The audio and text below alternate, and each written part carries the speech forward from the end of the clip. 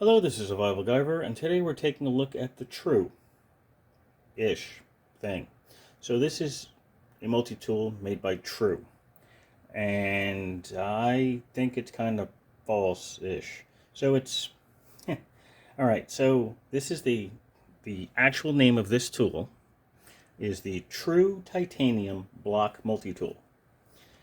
Well, I'll tell you one thing. It's not made out of titanium.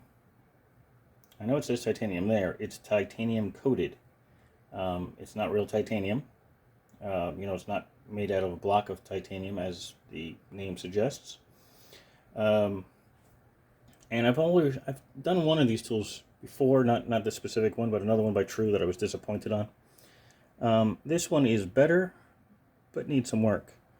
So it says HS323 or HS23L. And the part number looks like it's TRU-MTL-1007, the titanium. So it's definitely interesting, but it's got some weird, I guess it's their proprietary locking system that it needs work. So let's go over the functions on this, shall we? So you can see there's some kind of driver there. That's a knife. Whatever the heck this thing is. We'll start there. This is obviously a bottle opener. Put the bottle in, goes up, and it's fine in that position. But nothing locks it in place. Nothing at all locks it. It's this little weird notch thing here is supposed to be a scraper, a flat edge scraper, which, yeah, it's not, well, it's definitely not sharp. You can see I've used it to open up a couple of cans. I'm not sure exactly how you're going to scrape with it, because if you put it down on something, I guess you can scrape it this direction, and I guess this is the biting edge. Yeah, I guess that's it. You can't use this to pry with, because if you put that on something to pry, I mean, maybe that direction, if you're using it like lever that way, but there's very little to get anything on in there. So I suppose you can use it as a pry bar, although it's not listed as one. But it's it's like a heavy duty bottle opener. But it wouldn't be a multi-tool without a bottle opener, so I guess that's right. Next side here is a screwdriver, little driver there. And you'll see it stopped there, and it's quite solid, doesn't go anywhere. There is a locking mechanism, which is this, let me close this so I don't do something stupid.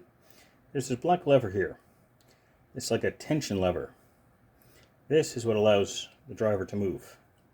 When you push down, like right now it's locked, you can't do anything with it. You push down, release the lock so you can get it at 90 degree or 180 degree. So that's kind of cool in that aspect. But it's strange, and I'll explain. So you're looking at the driver here. You see a flat head there and a Phillips head there. So how do you think that works? Because you obviously can't flip this around. So, what if I take out this bit? Maybe it's one big long bit that's just double-sided. Because that would be interesting, right? Let's find out. Nope.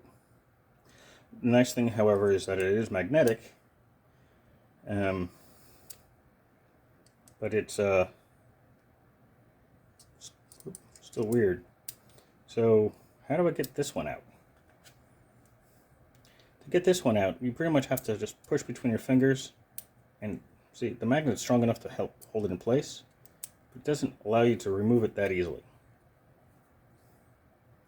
I gotta put my finger through the bottom to push it away. Keep moving it forward, and then you can get it out. And as expected, it fits on that side. So the Phillips does, in fact, fit on this side as well. Actually fits better with the Phillips on that side. Although, again, it's difficult to get the bit out. So it takes some practice, but you can get the bit in and out. It's a standard quarter 1/4 inch drive. So you got a PH2 Phillips and a number 5 flat. So if you wanted to change it to something else that you might be using, like if you have any 1/4 inch Torx or hex or safety Torx or whatever you need, you can switch them around. So that's not so bad. It's just difficult to get that out, because if you grab it and push, you'd either have to drop it through that side to get it out, and hopefully don't drop it on the ground, or this way. Either way, the bit's a little difficult to remove. So, come on, focus. There we go. So, that's a little strange. Let me close this. Push the button down. Now let's talk about the blade. There it is. It's got a thumb stud. And there you go, right? Wait a second. It's not locking. Oh, now it locked. This is a problem I've noticed several times with this. It doesn't immediately lock all the time. It does have a liner lock right here. You can lock and unlock it with. But this black lever next to it, it's kind of strange how it works. It warps the one side of it, and so it puts a heck of a lot of tension down on the blade. So like now, it won't unlock. Or won't lock, I should say. Can't lock it. If I push the liner lock in, still nothing. If I push this in, still nothing. If I pull it up a little bit, sometimes it'll lock. So the lock on it is suspiciously weird. It's also stiff sometimes. So I was hoping I could just flick the thing open like I have on other tools. But come on, lock. What's the purpose of having a liner lock if you're not going to lock? Right? Close it all the way down. All of a sudden, I feel tension there now. Yeah. So this lever, so the locking mechanism on here and on the back end are on angles. They're not straight across. So you have to get the tension on the handle that controls the screwdriver in order to be able to lock and unlock it properly. And it's, depending on where you put it, will either be very, very stiff to open. There we go. Now it's locked. There's the liner lock, and see, look how far the black lever is up now.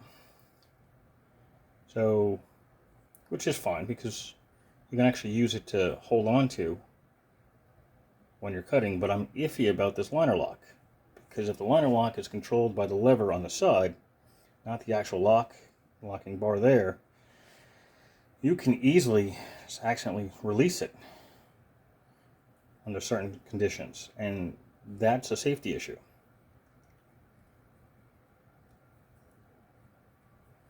Sometimes it'll be super tight and you won't be able to open the blade. Look, once again, liner lock's not locking.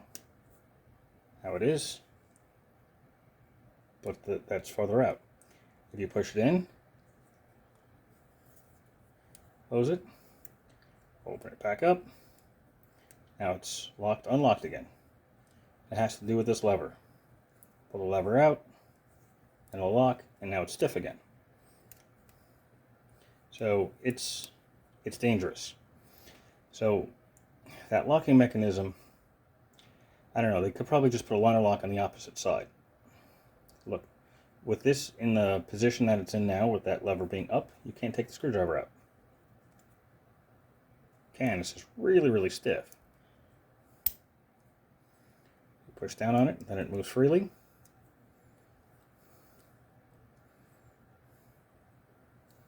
If I pull up on it, it locks in really well. So it's as if you're only allowed to use one tool at a time. You'll also notice that a little bit on the craftsman side here, the blade sits to one side, it's not in the center. I have to push to make it in the center. And if you look really carefully, the blade is bent. From here to here, it's got a little bit of an arc to it, not just in shape itself, but It's bending as if it's a spring. I do not know what kind of material it is. I know it says it's titanium coated, which is just for... See, that's really hard to open again. Now, of course, I'm doing it one-handed. I hit the button here, and all of a sudden it opens again. So it has something to do with that lock, that black bar, that is preventing this from working properly. So as long as you are careful, it's fine. It does have a belt clip on it, or pocket clip, if you want to call it that. And that part does seem to work. You know, it's listed of having cord cutters. Don't know where that would be. So in the description it says Tonto blade, scraper, bottle opener, magnetic bit driver, 2 interchangeable bits, 1/4 inch Phillips number 2, and a flat number 5, pocket clip, keychain, and cord cutter. Where's the cord cutter? I haven't seen that yet, so let's... Shit. Pardon my French. Couldn't open that for a moment. Let's open up the tools all the way out. Okay, now that's locking at least for a change. Open that up. Where's the cord cutter? I mean, I know it's got a Tonto blade, but I don't see anything that would suggest cord cutter to me. Do you all see something that I don't see? Because I don't see anything. There is, and I don't know.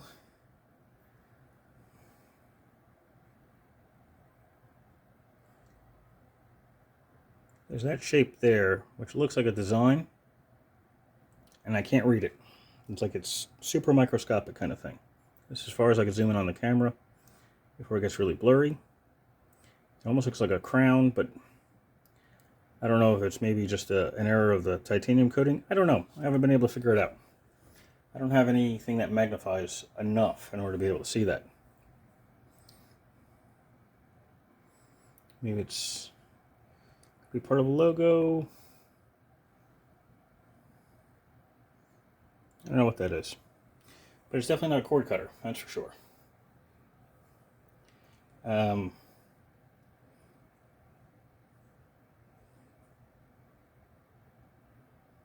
Just got a really good close look at it through the camera lens here because it has better vision than I do. And I don't see anything that I would suggest be a way to cut a cord.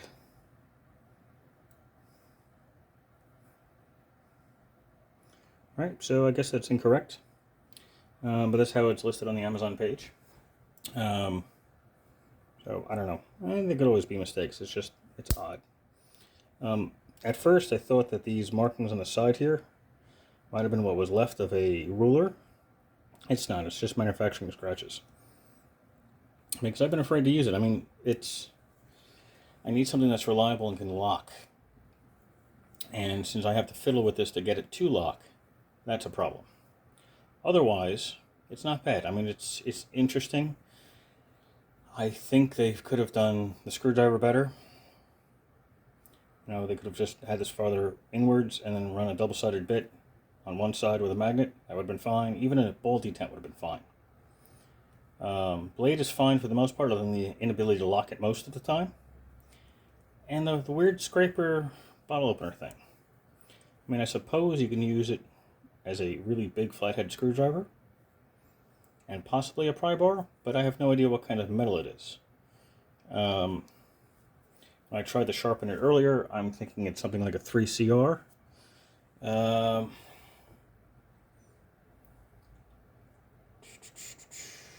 Checking to see if there's anything else listed.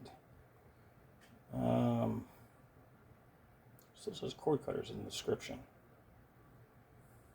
It's unisex adult though, so I guess everybody can use it. Okay, it's 3CR13 steel. So that explains that. So it's not high quality, it's a cheap multi-tool. It's about 20 bucks. It has potential. It just needs some TLC. So true, if you're watching this, I count this as false. Though it is a multi-tool, it's not from a titanium block. I think the name of the actual tool is block, not that it is from a titanium block. But you got to do something about this locking mechanism. You know, it shouldn't be that difficult to lock the blade properly with the liner lock, especially why this lever has so much tension on it that it affects the liner lock and the stiffness of the blade on one end. I don't know. If you guys can take a look at it, it'd be great. Otherwise, if you like the video, press like. If you disliked it, dislike it too. It's okay. It doesn't really bother me. I know everybody has their own opinions on how we do things. But like and subscribe if you haven't already. Questions and comments. Put them in the section below. I read them. It takes me a little while to respond to some of them, but I do check them every day. And that is it. Links will be in the description if this is something that'll work out for you. If you want something that's like a nifty little, really super cheap multi-tool, or that you want to take it apart and figure out how that lever mechanism works, feel free. It goes for about $20 on Amazon. It's on sale at the moment, but it's still about 20 bucks. And if you could tell me where the cord cutters is, that would be great, because I have no idea where the cord cutter here is. I don't have a clue. And it didn't say it on the package that it hadn't. It is that listing on Amazon, so I don't know.